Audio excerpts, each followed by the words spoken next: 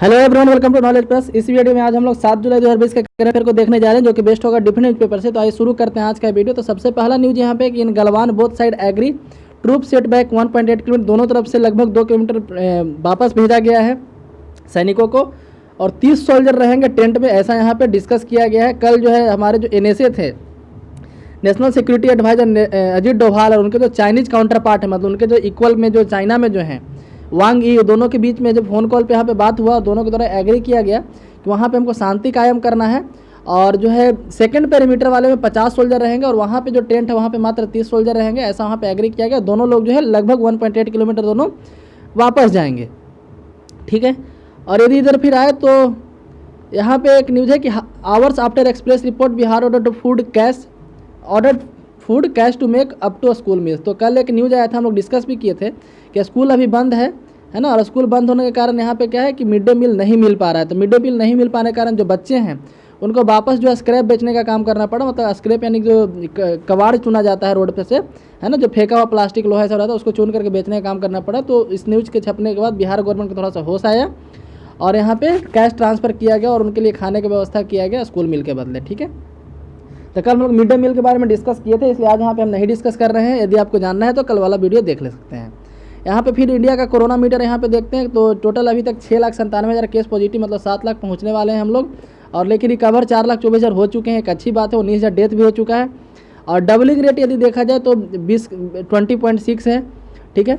और I think कल भी यही था, मतलब दिन दिन में केस डबल कर जा रहा है, और टेस्ट जो है लगभग 1 करोड़ पहुंचने वाला देख रहे हैं कि 99 लाख टेस्ट हो चुका है यहाँ पे। और स्टेट वाइज देखें तो दिल्ली 1 लाख पहुंचने वाला है, तमिलनाडु 1 लाख से ज़्यादा हो चुका है, महाराष्ट्र 2 लाख से ज़्यादा हो चुका है, ठीक है। और यहाँ पे देखें तो फर्टिलिटी रेट यानी कितने लोग का डेथ हुआ है, यदि 100 लोग पॉजिटिव पाए जा रहे थे तो कितने लोग का डेथ हो रहा था, पहले 3 था, अब 2.82 हो चुका था। काफ़ी अच्छी बात है कि डेथ रेट कम रहा है। लेकिन यहाँ पे एक पॉजिटिव रेट देखा जाए तो 100 लोग का यदि टेस्ट हो रहा है तो पहले 6.53 लोग पॉजिटिव पाए जा रहे थे, आज 7 लोग पॉजिटिव पाए जा रहे हैं अब। और कल का केस यदि देखा था, कल 24,248 केस निकला है, और रिकवर हुए 15,350 केस रिकवर हो गए हैं, ठीक है। तो रिकवर की संख्या थोड़ा सा यहाँ पे कम है। नेक्स्ट है कि TMC यानी कि तृणमूल कांग्रेस और CPI communist party of India election commission को लिखा है, चिट्ठी लिखा है कि जो रूल चेंज किया गया है पोस्टल बैलेट वाला, मेनली ये दोनों को पोस्टल बैलेट से प्रॉब्लम है कि 65+ जो लोग हैं वो, और कोरोना वायरस से पीड़ित जो लोग हैं वो पोस्टल बैलेट से वोट दे सकते हैं। अभी जो रूल में बस इतना बदलाव किया गया, वापिस मतलब पहले से जो रूल था अभी भी वही है, लेकिन बदलाव बस इतना किया गया कि जो 65+ लोग हैं, 65+ से ज़्यादा के लोग हैं, वो भी पोस्टल बैलेट से वोट दे सकते हैं। ऐसा किया गया था अभी गवर्नमेंट के द्वारा, इलेक्शन कमीशन के द्वारा नोटिफाई किया गया। तो बाकी जो है कांग्रेस भी इसके लिए मीटिंग कर चुके हैं, उसके अलावा CPI भी लिख चुका था पहले भी, फिर से लिखा है। तो हम लोग पढ़ लेते हैं नेशनल पार्टीज़ के बारे में। दोनों एक्चुअली नेशनल पार्टी हैं, CPI भी और TMC भी। तो हम लोग नेशनल पार्टी के बारे में जान लेते हैं। तो सब नेशनल पार्टी इंडिया में 8 है, पहले 7 से, पिछले साल जो एक को दे दिया गया, एक और को दे दिया गया, तो इसके कारण से 8 हो गए। तो याद रखिए अभी नेशनल पार्टी हमारे इंडिया में 8 नेशनल पार्टी हैं। तो हम एक एक करके बताते जाते हैं, आप इसको कॉपी पे कहीं नोट करते जाइए। सबसे पहला जो है, मतलब यहाँ पे हम सीरियल वाइज, मतलब ऐसा नहीं है कि कब बना था उसके आधार पर बता रहे हैं, मतलब कि कोई अरेंजमेंट यहाँ पे नहीं किया गया है। तो पहला जो है BSP है, यानी कि बहुजन समाजवादी पार्टी, इसका चुनाव चिन्ह हाथी छाप है, एलिफेंट, और इसको 1984 में बनाया गया था, ठीक है। तो ये लिख लीजिए BSP एलिफेंट 1984। BSP का सिंबल है एलिफेंट, और बनाया गया था 1984 में। BJP जो अभी एक रूलिंग पार्टी है कई स्टेट में भी और सेंटर में भी, तो इसका चुनाव चिन्ह है लोटस यानी कि कमल। 1980 में इसको बनाया गया था, 1980 में इसको बनाया गया था। इसके बाद CPI यानी कम्युनिस्ट पार्टी ऑफ इंडिया, इसको 1925 में बनाया गया था, और इसका चुनाव चिन्ह कॉर्न्स एंड सिक्कल, यानी कि एक हसुआ होगा और एक बाली होगा धान का, तो इसको बोलते हैं years of corns and sickle. इसका जो लैंग्वेज में लिखा जाए टेक्निकल लैंग्वेज, तो वहाँ पे लिखा था ईयर्स ऑफ कॉर्न, ठीक है। धान की बाली को ईयर्स बोला जाता है, ठीक है। ये कान में जो पहना जाता है ना उसको ये बाली बोला जाता है, धान का भी वो बाली बोला जाता है, इसलिए उसको वहीं से टर्म लिया गया ईयर्स। तो ears of sickles, ears of corns and sickles, ठीक है। हिंदी में बोलते हैं कि मक्के की बाली या फिर धान की बाली, और सिक्कल यानी कि हसुआ, हसिया जो भी बोल सकते हैं। तो CPI ears of corn and sickle 1925। CPI M एक है, CPI एम यानी CPI मार्क्सिस्ट, जो मार्क्सवादी के विचार पे चलता है, कार्ल मार्क्स के विचारों पे चलता है। उसका चुनाव चिन्ह हैमर सिक्कल एंड स्टार, उसका याद रखिएगा हैमर सिक्कल एंड स्टार, इसको 1964 में बनाया गया था, ठीक है। तो CPI 2 तरह के नेशनल पार्टी है इंडिया में, एक है CPI जिसका चुनाव चिन्ह ears of corn and sickle 1925, CPI M जो है hammer sickle and star 1964। INC जो सबसे पुरानी पार्टी है, हाथ छाप इसका है, हैंड 1885 में इसको बनाया गया था। 1885 में बनाया गया था, हैंड इसका सिंबल है। उसके बाद AITMC जिसका यहाँ पे चर्चा भी किया गया था, इसका जो चुनाव चिन्ह है फ्लावर एंड ग्रास, ठीक है, इसका चुनाव चिन्ह फ्लावर एंड ग्रास। आप इसका चुनाव चिन्ह देखिएगा तो फूल होता है, नीचे छोटा मोटा घास उगा रहता है, तो फ्लावर्स एंड ग्रास। और इसका जो स्थापना हुआ था 98 में हुआ था, 1998 में हुआ था। उसके बाद आता है NCP भी कांग्रेस से टूट के बना है, नेशनल कांग्रेस पार्टी, ठीक है, नेशनलिस्ट कांग्रेस पार्टी इसका फुल फॉर्म होता है, राष्ट्रवादी कांग्रेस पार्टी। ये जो शरद पवार की पार्टी अभी महाराष्ट्र में गठबंधन में सरकार बनाई हुई है, इसका क्लॉक यानी कि घड़ी छापी इसका चुनाव चिन्ह है। और 99 में इसको बनाया गया था, 1999 में इसको बनाया गया था। एंड लास्ट, सबसे लास्ट में जिसको मिला है मतलब कि नेशनल पार्टी का दर्जा, वो है NPP, नेशनल पीपल पार्टी। याद रखिएगा, नॉर्थ ईस्ट से बनने वाला पहला पार्टी है जिसको सेंट्रल पार्टी का दर्जा दिया गया, मतलब नॉर्थ ईस्ट स्टेट का पहला पार्टी है जिसको राष्ट्रीय पार्टी का दर्जा दिया गया है। इसका चुनाव चिन्ह किताब छाप है, 2013 में इसको बनाया गया था।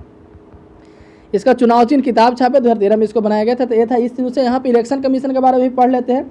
इलेक्शन कमीशन एक कॉन्स्टिट्यूशनल बॉडी है जो आर्टिकल 324 के अंदर बनाया गया है। आर्टिकल 324 हमारे संविधान का इलेक्शन कमीशन से डील करता है, आर्टिकल 324। और इसको बनाया गया था 25 जनवरी 1950 को, संविधान लागू होने के जस्ट एक दिन पहले, और 2 दिन बाद में बनाया गया था सुप्रीम कोर्ट। तो ऐसे याद रखिएगा, संविधान लागू के एक दिन पहले बनाया गया इलेक्शन कमीशन, 2 दिन बाद सुप्रीम कोर्ट। तो 25 जनवरी 1950 को इसको बनाया गया था। वर्तमान में जो इलेक्शन कमिश्नर है उनका नाम है सुनील अरोड़ा, वर्तमान में इलेक्शन कमिश्नर है। और पहले इलेक्शन कमिश्नर थे हमारे सुकुमार सेन, ठीक है, हमारे पहले इलेक्शन कमिश्नर थे 1950 में जब बनाया गया था, तो उस समय थे सुकुमार सेन। इलेक्शन किसका किसका करवाती है तो याद रखिएगा, president, vice president, Lok Sabha, Rajya Sabha, Vidhan Sabha, Vidhan Parishad, 6 चीज़। President, vice president, Lok Sabha, Rajya Sabha, Vidhan Parishad, विधानसभा भी, ठीक है, लोकसभा, विधानसभा, राज्यसभा, विधान परिषद, राष्ट्रपति, उपराष्ट्रपति, जैसे याद करना है कर लीजिए। 6 चीज़ का ये इलेक्शन करवाती है। आगे बढ़ते हैं हम लोग। तो यहाँ पे हरियाणा नोड पर ड्राफ्ट ऑनलाइन ऑर्डिनेंस मैंडेटिंग 25%। तो हरियाणा एक ऑर्डिनेंस लाने वाली है जिसमें बताया गया है कि 75% जो वहाँ का जॉब मिलेगा वो लोकल लोगों को मिलेगा, मतलब हरियाणा के रहने वाले लोगों को मिलेगा, ठीक है। तो हम लोग ऑर्डिनेंस के बारे में चर्चा कर लेते हैं। ऑर्डिनेंस जो होता है एक तरह से तब लाया जाता है जब कोई पार्लियामेंट का कोई भी हाउस सेशन में नहीं है, मतलब लोकसभा या राज्यसभा दोनों में से कोई एक सेशन में नहीं रहेगा। मतलब ऐसा समझिए कि लोकसभा सेशन में हो, राज्यसभा नहीं हो, या फिर लोकसभा सेशन में नहीं हो, राज्यसभा हो, या फिर दोनों सेशन में नहीं हो, तीनों केस में ऑर्डिनेंस ला सकते हैं। स्टेट के केस में क्या होगा कि विधानसभा सेशन में हो, परिषद सेशन में नहीं हो, या सभा सेशन में हो, विधान परिषद सेशन में नहीं हो, या फिर दोनों सेशन में नहीं हो। ये तीनों केस में हम लोग मतलब कि दोनों में से कोई एक भी यदि एब्सेंट रहेगा, कोई एक भी यदि सेशन में नहीं रहेगा, तब यहाँ पे ऑर्डिनेंस लाया जा सकता है। ऑर्डिनेंस लाता कौन है तो सेंट्रल में प्रेसिडेंट के द्वारा और गवर्नर के द्वारा। राज्य में प्रेसिडेंट जो है आर्टिकल 123 में मेंशन किया गया ऑर्डिनेंस लाने का, और गवर्नर के लिए आर्टिकल 213। तो याद रखिएगा 123 213, ठीक है। प्रेसिडेंट के लिए ऑर्डिनेंस लाने का पावर जो है आर्टिकल 123 में दिया गया है, और गवर्नर के द्वारा 213 में दिया गया है। तो ऑर्डिनेंस को इस समय लाया जा सकता है। और एक ऑर्डिनेंस का मैक्सिमम लाइफ जो होता है 6 मंथ प्लस 6 वीक होता है, ठीक है, 6 मंथ प्लस 6 वीक ऑर्डिनेंस का मैक्सिमम लाइफ होता है। याद रखिएगा ऑर्डिनेंस के बारे में। आगे बढ़ते हैं हम लोग। तो यहाँ पे कहा जा रहा है कि Assam government upgrade Dehing Patkai wildlife sanctuary to national park. तो Dehing Patkai wildlife sanctuary अभी असम में है, उसको अपग्रेड करके नेशनल पार्क बनाया जाएगा, ऐसा असम गवर्नमेंट डिसाइड कर रही है। तो इससे तो सबसे पहले ये पता चल रहा होगा कि ये जो डिसाइड कौन करता है कि कौन वाइल्ड लाइफ सेंचुरी रहेगा, कौन सा नेशनल पार्क रहेगा, स्टेट गवर्नमेंट डिसाइड करता है, ठीक है। टाइगर रिजर्व कौन बनेगा भी स्टेट गवर्नमेंट डिसाइड करता है। एक्चुअली डिसाइड किया जाता है NBWL के द्वारा, national board of wild life के द्वारा, ठीक है, national board of wild life के द्वारा इसको एक्चुअली में डिसाइड किया जाता है।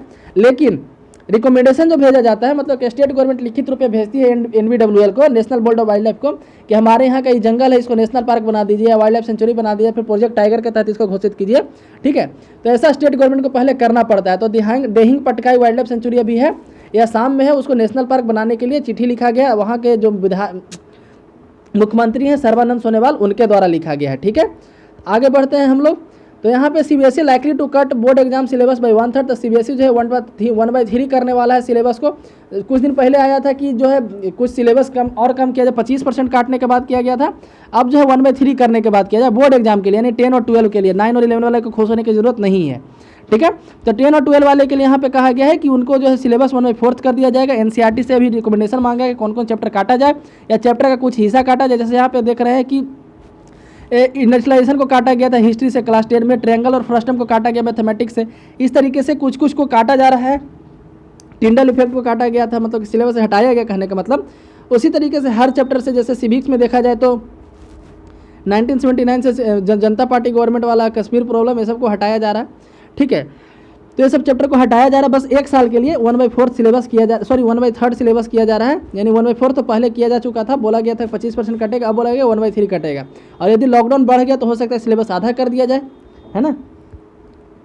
नेक्स्ट है 8 लाख इंडियंस में be forced to leave Kuwait after expat quota bill. तो कुवैत में एक बिल आया है वहाँ, ठीक है, उसके तहत यदि बिल लागू हो जाता है तो उसमें 8 लाख इंडियन को कुवैत छोड़ के दूसरे जगह जाना पड़ेगा, तो इंडिया वापस आएंगे या फिर कहीं और जाएंगे। ऐसा क्यों होगा तो हम लोग पढ़ लेते हैं अभी। वहाँ पे एक बिल आया गया जिसमें कहा गया है कि Indian should not exceed 15% of gulf country. तो कहा जा रहा है कि इंडियन जो है 15% जो है कुवैत से ज़्यादा, कुवैत के पॉपुलेशन का 15% से ज़्यादा इंडियन नहीं हो सकते। अब सुनने में पता लग रहा है कुवैत के पॉपुलेशन का 15% इंडियन से ज़्यादा नहीं हो सकते, तो अभी कितना है ना। तो आपको हम डाटा भी देते हैं कि कुवैत में टोटल पॉपुलेशन कितना है अभी। तो current population of Kuwait is 4.3 million, लगभग 43 लाख पॉपुलेशन अभी कुवैत का है टोटल, ठीक है, जिसमें 30 लाख जो है बाहरी लोग हैं। मतलब कि 43 लाख वहाँ का पॉपुलेशन है, जिसमें 30 लाख तो बाहरी लोग हैं, मतलब दूसरे कंट्री से आकर रह रहे हैं। लास्ट मंथ कुवैत के जो प्राइम मिनिस्टर है Sheikh Sabah al Khalid al असाम propose to reduce the number of expats from 70% to 30%। जो अभी जो है वहाँ का जो नंबर बनता है, यदि आप देखिए 43 लाख का 30 लाख निकाला जाए तो लगभग 70% आता है, यानी 70% वहाँ पे बाहरी लोग हैं। 100 लोग में 70% तो बाहरी लोग हैं। उसी तरह से यूएई का कुछ ऐसा ही सिचुएशन है। दुबई में लगभग 50% तो है, इंडिया पाकिस्तान बांग्लादेश को जोड़ दिया जाए, यानी अखंड भारत को देख लिया जाए तो 50% तो इंडियन वहाँ पे है दुबई में, ठीक है। अब दुबई की सड़कों पे चलेंगे तो ऐसा लगता है कि हम इंडिया में चल रहे हैं, आपको कोई फर्क ही नहीं पड़ेगा। आसपास सारे लोग जाने पहचाने लोग दिखाई देंगे, कोई मगही बोल रहा है, कोई भोजपुरी बोल रहा है, कोई मद्रासी बोल रहा है, इस टाइप का, है ना। ऐसा ही कुछ कुवैत का माहौल है कि वहाँ पे 43 लोग तो बाहर, 43 लाख टोटल पॉपुलेशन वहाँ का, उसमें 30 लाख बाहरी लोग हैं। अब बाहरी लोग में टोटल इंडियन तो है नहीं, वहाँ पे पाकिस्तानी भी होंगे, बांग्लादेशी भी होंगे, दूसरे कंट्री के और भी होंगे, है ना। तो यहाँ पे कहा जा रहा है कि वहाँ पे नियम लाया गया कि 70% जो भी बाहरी है उसमें 30% बाहरी को किया जाएगा, ठीक है। अब 30% बाहरी में से 15% बाहरी इंडियन रहेंगे, मतलब बाहरी का टोटल देखा जाए तो 15% इंडियन रहेंगे अभी नियम कानून से, है ना, अभी जो नियम है उसके हिसाब से, ठीक है। यही कारण है कि वहाँ से लगभग 8 लाख इंडियंस को वहाँ से वापस आना पड़ेगा, ठीक है। कितना भी कम किया जाए तो लगभग 8 लाख इंडियन को कुवैत छोड़ना पड़ेगा, ठीक है। अब आगे देखें, यहाँ पे लिखा है कुवैती जन माइनॉरिटी इन कुवैत। कुवैती जो है 43 लाख सिटीजन में से 13 लाख मात्र कुवैती हैं, तो कुवैती वहाँ पे क्या हो गए, माइनॉरिटी हो गए, है ना। बाकी सब बाहरी लोग हैं, जॉब के कारण या किसी और कारण से इंडिया में से कुवैत में आकर रह रहे हैं। तो ये आप ही काफ़ी ज़्यादा कंट्रोवर्सी चल रहा है इंडिया में कि बहुत सारे लोग यहाँ पे रिटर्न होकर आएंगे तो उनको जॉब कहाँ से मिलेगा। तो इंडियन गवर्नमेंट के ऊपर प्रेशर बनाया जा रहा है विपक्षी पार्टी के द्वारा कि कुवैत के गवर्नमेंट से बात करे और बोले कि नहीं उन लोगों को वापस भेजे, है ना। यहाँ पे कोविड-19 टेस्ट 1 करोड़, तो जैसा कि हम लोग देखे 99 लाख हम लोग देखे थे अभी कोरोना मीटर हम लोग जब चेक किए थे, तो ICMR का ऐसा कहना है कि 1 करोड़ से ज़्यादा हम लोग कोविड-19 टेस्ट कर चुके हैं, ठीक है। तो ये था ICMR के बारे में हम लोग जान लेते हैं। ICMR का स्थापना 1911 में होता, IRFA के रूप में, इंडियन रिसर्च फंड एसोसिएशन के रूप में इसका 1911 में इसका स्थापना हुआ था, ठीक है। याद रखिएगा, ये दुनिया का पुराना रिसर्च इंस्टीट्यूट में से एक है। ये ministry of health and family welfare के अंदर आता है, ministry of health and family welfare के अंदर आता है। और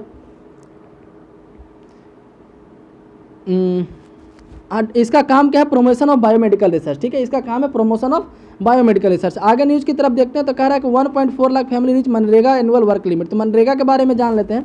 तो मनरेगा जो है सेंट्रल गवर्नमेंट का एक स्कीम है जिसके तहत जो 100 दिन का जॉब दिया जाता है, 100 दिन का जॉब दिया जाता है। ये 2006 में लाया गया था, लेकिन मनरेगा एक्ट जो है वो 2005 का है। मनरेगा एक्ट 2005 के तहत 2006 में चालू किया गया था। इसके तहत 100 डे का अनस्किल्ड सेक्टर में, याद रखिएगा, अनस्किल्ड सेक्टर में जॉब दिया जाता है। यदि 100 दिन का जॉब नहीं दे पाता है गवर्नमेंट, तो गवर्नमेंट को अलाउंस देना पड़ता है, बेरोजगारी भत्ता देना पड़ता है, ठीक है। ये था इस न्यूज़ से यहाँ पे। तो गवर्नमेंट को ऐसा कुछ करना पड़ेगा। तो यहाँ पे कहा जा रहा है कि 1.4 लाख फैमिली जो मनरेगा एनुअल वर्क लिमिट को क्रॉस कर चुके, मतलब कि 1.4 लाख फैमिली को 100 दिन का जॉब मिल गया है, अब उनको मनरेगा के तहत जॉब नहीं मिलेगा। तो यहाँ पे कुछ एक्टिविस्ट का कहना है, कुछ जो है झोला छाप जो लोग हैं, मतलब कि जो हर बात में टांग अड़ाते रहते हैं, उनका कहना है कि इस कोटा को डबल किया जाए, मतलब कि 200 कर दिया जाए, 100 से बढ़ा करके 200 कर जाए, ठीक है। तो क्यों ना 365 ही कर देते हैं, बाकी तो सब बल्ले बल्ले है ही। तो हम लोग याद रखेंगे मनरेगा के बारे में। आगे पढ़ते हैं कि कर्ब मेराइन पोल्यूशन NGT से टेल्स स्टेट। तो क्या अगर मेराइन पॉपुलेशन को कम करना है, मतलब कि जो समुद्री पोल्यूशन है उसको कम करना है, NGT के द्वारा ऐसा रिक्वेस्ट किया गया स्टेट गवर्नमेंट से, ठीक है। तो हम लोग NGT के बारे में पढ़ लेते हैं। NGT का स्थापना 2010 में हुआ था, NGT एक्ट 2010 के तहत, यानी कि NGT क्या है, स्टैट्यूटरी बॉडी। NGT एक्ट 2010 के तहत इसका स्थापना हुआ था 2010 में। एक किस काम से डील करता है, तो इन्वायरमेंटल लॉ को देखता है, जो भी है इन्वायरमेंटल लॉ को देखता है। इंडिया में जितना इन्वायरमेंटल लॉ है सबको डील करता है, लेकिन 2 लॉ को छोड़ करके। 2 लॉ कौन कौन है, कि वाइल्ड लाइफ प्रोटेक्शन एक्ट 1972, एक और इंडियन फॉरेस्ट एक्ट 1927। तो 1927 का एक्ट है, एक 1972 का एक्ट है। दोनों को छोड़ करके इंडिया में जितने इन्वायरमेंटल लॉ है सब में एनजीटी डील करता है। ठीक है, ये किसी भी केस को इसको 6 महीने के अंदर सोल्व करना पड़ता है। किसी भी केस को इसको 6 महीने के अंदर सोल्व करना है। और इसका हेडक्वार्टर जो है न्यू दिल्ली में, हेडक्वार्टर इसका न्यू दिल्ली में है। लेकिन 4 जगह इसका ब्रांच ऑफिस है, याद रखिएगा, CPCB यानी कि चेन्नई, पुणे, कोलकाता, भोपाल। 4 जगह इसका ब्रांच ऑफिस है, चेन्नई, पुणे, कोलकाता, भोपाल। किसी भी केस को 6 महीने के अंदर इसको सोल्व करना होता है। एनजीटी जो है कोड ऑफ सिविल प्रोसीजर 1908 से बाउंडेड नहीं है। एक 1908 यानी 1908 का कोड ऑफ सिविल प्रोसीजर है, ठीक है, उससे बाउंडेड नहीं है, बल्कि ये फॉलो करता है प्रिंसिपल ऑफ नेचुरल जस्टिस को। प्रिंसिपल ऑफ नेचुरल जस्टिस क्या होता है? तो प्रिंसिपल ऑफ नेचुरल जस्टिस के तहत तो बहुत सारे प्रोविजन आते हैं, लेकिन 2 प्रोविजन मेन है। क्या है कि कोई भी आदमी अपने केस में जज नहीं होगा और किसी को बिना सुने सजा नहीं होगा। ठीक है, ये था एनजीटी के बारे में। आगे बढ़ते हैं हम लोग। तो नेक्स्ट न्यूज यहाँ पे सीएम लॉन्चेज महा job portal for unemployment local youth. क्या करें कि लोकल यूथ के लिए, वहाँ के अनएम्प्लॉयड जो लोकल यूथ हैं उनके लिए चीफ मिनिस्टर के द्वारा महा जॉब पोर्टल लॉन्च किया गया। ठीक है, महा जॉब पोर्टल में जो है लगभग क्या कह रहा है कि 950 ट्रेड इन 17 सेक्टर वहाँ पे जॉब मिलेगा। तो मतलब जो अनएम्प्लॉयड यूथ है उनके लिए जो है महा जॉब पोर्टल लॉन्च किया गया महाराष्ट्र गवर्नमेंट के द्वारा। जो वनडे एग्जाम की तैयारी कर रहे हैं उनमें क्वेश्चन पूछा सकता है कि महा जॉब पोर्टल किस स्टेट गवर्नमेंट के द्वारा लॉन्च किया गया है। हम लोग आगे बढ़ते हैं। तो यहाँ पे एक न्यूज़ है कि opium seizures India in top 5 list. क्या करें कि इंडिया जो है टॉप 5 कंट्री के लिस्ट में जहाँ पे ओपीएम उगाया जा रहा है इलीगल वे में, या फिर ओपीएम को सीज किया जा रहा है। ये रिपोर्ट किसके द्वारा है? यूएनओडीसी के द्वारा है। यूएनओडीसी के बारे में जान लेते हैं। यानी कि यूएनओडीसी का फुल फॉर्म होता है United nation office on drug and crime. United nation office on drug and crime, उसका रिपोर्ट आया है जिसमें कहा गया है कि इस तरीके का ओपीएम का यहाँ पे काफ़ी ज़्यादा इलीगल वे में काम धाम चल रहा है इंडिया में। ठीक है, तो यूएनओडीसी के बारे में जान लेते हैं। इसका स्थापना 97 में हुआ था, 1997 में इसका स्थापना होता है। हेडक्वार्टर इसका ऑस्ट्रिया की राजधानी वियना में है। तो ओपीएम का हेडक्वार्टर, ओपीएम बोल रहे हैं, यूएनओडीसी का जो हेडक्वार्टर है ये ऑस्ट्रिया की राजधानी वियना में 97 में इसका स्थापना हुआ था। यूएन का एक बॉडी है ये।